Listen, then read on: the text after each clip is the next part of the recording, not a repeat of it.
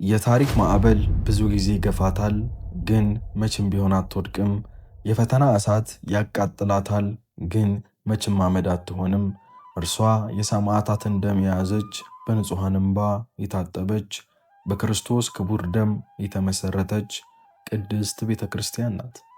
ሰሞኑን በአርሲ ምድር በንጹሐን ኦርቶዶክሳውያን ወገኖቻችን ላይ የደረሰው አሰቃቂ መከራ፣ ግድያና ስደት የሁላችንንም ልብ ሰብሮታል።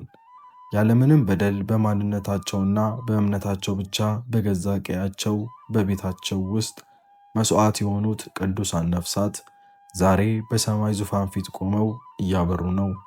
የእነርሱ እንባና ደም መሬት ላይ አልፈሰሰም፣ ወደ ታሪኩ ባለቤት ወደ ሕያው ወደ እግዚአብሔር ይጮኻል እንጂ። ይህ ስቃይ አዲስ አይደለም፣ ነገር ግን ሕመሙ ሁልጊዜ ከባድ ነው። የወላጆቻችን መታረድ፣ የሕፃናት እንባ፣ የእናቶች ዋይታ፣ ይህ ሁሉ ማህበረሰባችንን በትልቅ የሐዘን ማቅ ውስጥ ከቶታል። ለምን ብለን የምንጠይቅባቸው፣ ልባችንን በሐዘን የሚዝልባቸው ምሽቶች በዝተዋል። ነገር ግን በዚህ ሁሉ የጨለማ ጭጋግ ውስጥ ሆነን ልናየው የሚገባ አንድ ታላቅ የማይናወጥ እውነት አለ። የቤተ ክርስቲያንን ታሪክ ወደ ኋላ መለስ ብለን እንድንመለከትና እንድንጠይቅ ያደርገናል። ለመሆኑ ቤተ ክርስቲያናችን መች ሰላም አግኝታ ታውቃለች?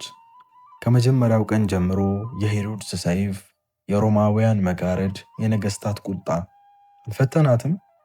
በታሪክ መዝገብ ላይ ታላቁ የቤተ ክርስቲያን አባት የተናገረው አንድ የማይረሳ ወርቃማ ንግግር አለ። የሰማዕታት ደም የቤተ ክርስቲያን ዘር ነው ይላል። አንድ ገበሬ ምርጡን ዘሩን መሬት ውስጥ ቀብሮ አፈር ሲያለብሰው ዘሩ የጠፋ ይመስላል።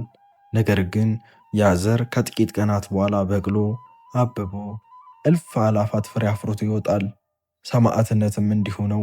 ጠላቶቿ ሊያጠፏት ሰይፍ ሲመዙ፣ እርሷ ግን ይበልጥ ስር ትሰዳለች። ስደትና መከራ ለጊዜው ያደማል፣ ልብን ያሳዝናል፣ እንባንም ያፈሳል። ነገር ግን እምነትን ያጠራል፣ የወገኖቻችን አንድነትን ያጠነክራል። ወደ ሀገራችንም ታሪክ ብንመለከት በዘመነ ዮዲት ጉዲት አብያተ ክርስቲያናት ሲቃጠሉ፣ ታቦታት ሲሰደዱ፣ ቤተ ክርስቲያን የጠፋች መስሏቸው ነበር። በግራኝ አህመድ ወረራ ወቅት የወርቅና የዕንቁ መቅደሶቿ አመድ ሲሆኑ ታሪኳ ያበቃላት መስሏቸው ነበር። ነገር ግን አጥፊዎቹ አልፈዋል። ስማቸው በታሪክ መጥፎ ገጽ ላይ ሰፍሮ ቀርቷል። ቤተ ክርስቲያን ግን ዛሬም ድረስ በደወል ድምጿ ሀገርን እየባረከች ትኖራለች። ምክንያቱም መሠረቷ አሸዋ ሳይሆን የጌታችን መድኃኒታችን የኢየሱስ ክርስቶስ ቃል ነው። ዛሬ በአርሲ ምድርና በተለያዩ የሀገሪቱ አካባቢዎች በትዕግስትና በጽናት ዋጋ እየከፈላችሁ ያላችሁ ምዕመናን ሆይ፣ እናንተ የዚህ ትውልድ ሐዋርያ ናችሁ። እናንተ በዘመናችን እውነተኛውን መስቀል በትከሻችሁ የተሸከማችሁ የክርስቶስ ምስክሮች ናችሁ።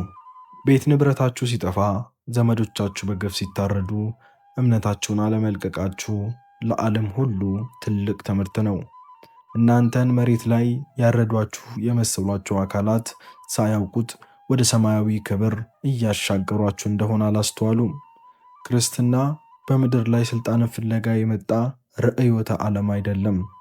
ክርስትና ከምድር አልፎ ሰማይን የሚያይ፣ ከሞት በኋላ ሕይወትን የሚያውጅ ሰማያዊ ጥሪ ነው። ስለዚህ ልባችሁ አይደንግጥ፣ ክንዳችሁን አበርቱ። እግዚአብሔር መከራን ዝም ብሎ የሚያይ አምላክ አይደለም። ጊዜው የፈተና ሊሆን ይችላል። ነገር ግን ፈተናው ባለበት ቦታ ሁሉ የእግዚአብሔር ጸጋ እጥፍ ድርብ ሆኖ ይበዛል። ዛሬ የምታፈሱት እንባ ነገ የደስታችሁ ምንጭ ሆኖ ይመለሳል። ቤተ ክርስቲያን እናንተን ስታስብ በሐዘን ብቻ አይደለም፣ በታላቅ ኩራትም ጭምር እንጂ። በስለትና በሰይፍ ፊት ያልተንበረከከ እምነት እንዳላችሁ ለዓለም ስላሳያችሁ። የተወደዳችሁ የቅድስት ቤተ ክርስቲያን ልጆች፣ ማዕበሉ የቱንም ያህል ቢበረታ ጀልባዋ ላይ ክርስቶስ እንዳለ አንዘንጋ። እርሱ ለጊዜው የተኛ ቢመስልም በአንድ ቃሉ ግን ማዕበሉን ጸጥ የማድረግ ሥልጣን አለው። ያለፈው ዘመን አልፏል። ዛሬም ፈተናው ቢበረታም፣ ነገር ግን የታሪኩ ባለቤት እግዚአብሔር ፍርዱን ይሰጣል።